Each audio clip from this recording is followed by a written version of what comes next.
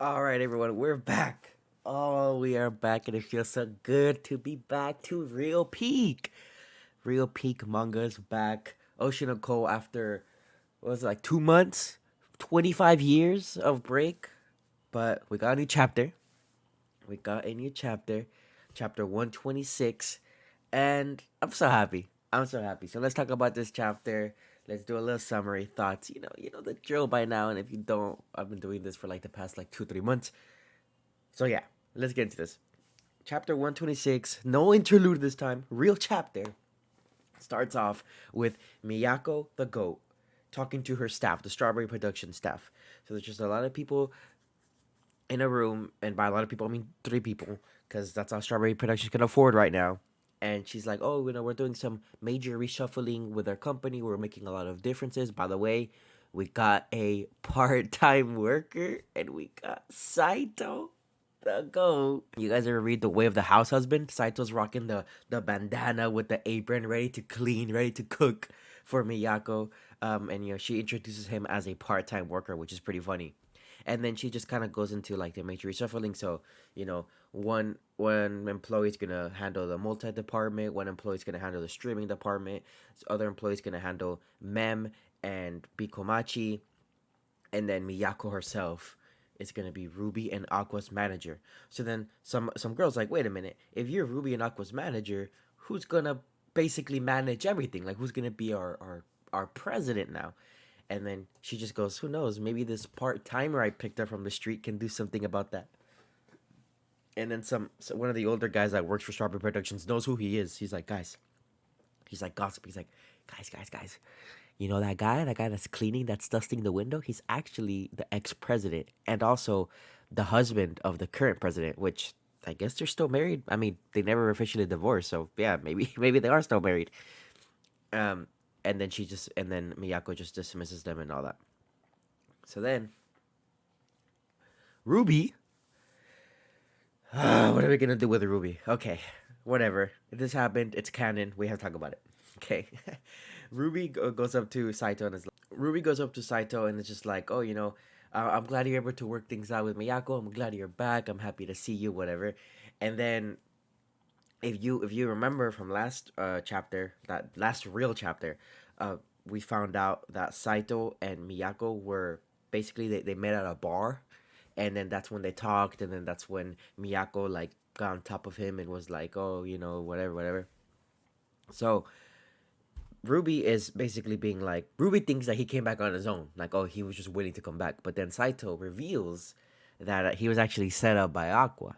And the only reason why he's even here right now is that Aqua was like, hey, go to this bar, the one that you like going to? Just go, like, treat yourself, get a few drinks in. And Saito's like, oh, yeah, you're right. I deserve some drinks. He goes in, he sits down. I'm assuming Aqua went up to Miyako and is like, hey, Miyako, check out this new bar. It's awesome. And Miyako's like, okay, fine. Let me let my hair down. And basically, Aqua led them to sit down next to each other, which led to the events right now. So I'm telling you, dude, Aqua's behind most things. I wouldn't be surprised if Aqua is the mangaka for this manga. Aqua's just over here writing his own life. But so Aqua set them up for whatever reason. Um, Ruby's theory, which is why I'm saying, oh my god, I can't believe this is happening, is he's like she when she finds out that Aqua set them up, she goes, "Oh my God, Aqua, he loves me so much. He was trying to get Saito back to the office for my sake, and he does things in a roundabout way. He's so cute. He really is cute. Like it's just okay." Serena comes out sometimes. Okay, Serena comes out again. I don't think we're gonna go down the route that people are saying.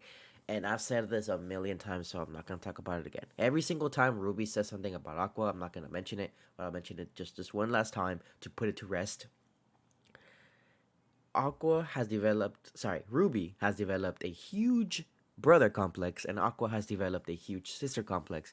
They really like each other, but not in that way. They just really care for each other, and that's I'm just gonna leave it. Like it's not. It is weird, kind of, but it's not like I can't keep defending you, man. Okay, whatever. It's not intense. Okay, that's it. That's it. It's not the big eye. It's not a big eye, but it is what it is. It is what it is. Um, so yeah, back to the reason why Aqua could have led Ichigo to basically like be like the advisor of Miyako, or maybe not necessarily advisor, but like the co-president. Like you'll see at the end of the chapter, like he kind of like does a few things that Miyako kind of overlooked. And in my previous videos, I kind of talked about how I was a little bit scared that if Miyako took like Saito or Ichigo and was just like, hey, like come to my company, come be the president again, that she was just gonna hit the sidelines. But I think they pulled it off in a cool way. Now, why did Aqua do it in the first place? I don't know. Was it because of Ruby? Maybe. Was it because he loves Ruby? Not in that way, I don't think. But regardless, it's good to see my man back. Okay, I liked him. He was never doing anything wrong. He made I who she is. Honestly, he kind of carried her career a little bit. Um, and then you see right here that they're it's late at night and Saito's are ready to work. He still got the apron. Okay, he's still a part-time employee, but he's just helping out a little bit. He hops on the laptop, and they immediately get down to business. So they start talking about Ruby, and they're basically talking about how Ruby's schedule is packed. If we saw a few chapters ago, um, there was literally a chapter that broke down Ruby's schedule, which is kind of cool because it was kind of setting up for this conversation to go down. Basically, Ruby wakes up, goes to school, or I think like does like a shoot before school, goes to school, misses like leaves early to do this other thing, then does her idol group thing, then makes YouTube videos like basically into the night from I don't know, let's just say 6 a.m. to midnight. She's on the grind, like over 6 hours. She was just super on the grind, and that's the first thing that Saito says. She just goes, all right, her schedule's way too packed, and Miyako's like, I know, but right now she's really popular, and you know how these things are. These popular kids come with like a fire and then slowly get extinguished, and in a few months no one will really care about her and she'll just get small offers and she won't be as relevant. And then Saito's like, no, no, no, no, no, no, we have to keep her relevant. No, you can't think like that. Like the reason why I it was as popular as she was is because I made sure that she stayed relevant while not killing her with jobs. So basically, he's like, okay, this is what you do. Okay, if it was me, if I was the president, which I'm not, I'm just a part time employee. What I would do is I would get her jobs that are spread apart, so she has like she can actually exist.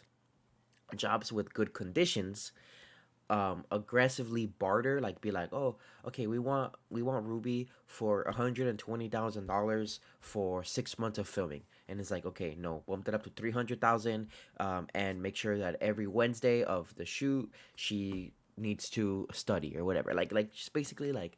Don't just like blindly accept any job. Make sure that you actually read the fine print, and if it's a good job that's kind of good, haggle a little bit. I'm sure they will be fine, shell out a little bit more money, or give her a little bit more flexibility. But I think Miyako hasn't really been trying to barter. She just kind of goes, okay, accept, okay, accept. Like she's Miyako's just that type of player. Like if you ever play like RPGs or something, where she just takes every side quest like at once, and just like leaves it all to the end, and then it's like, oh my god, I have nothing but side quests to do, and she just grinds it out. And then Saito's like, nah, do a little main story, 2 or 3 side quests, explore a little bit, chill, maybe do a little bit of grinding, back to the main story, more side quests. Like don't just like pile everything up and then be all stressed about it. Um, so yeah, and basically Miyako's like, wow, I am so glad you're here. And she calls herself useless, which I don't think so.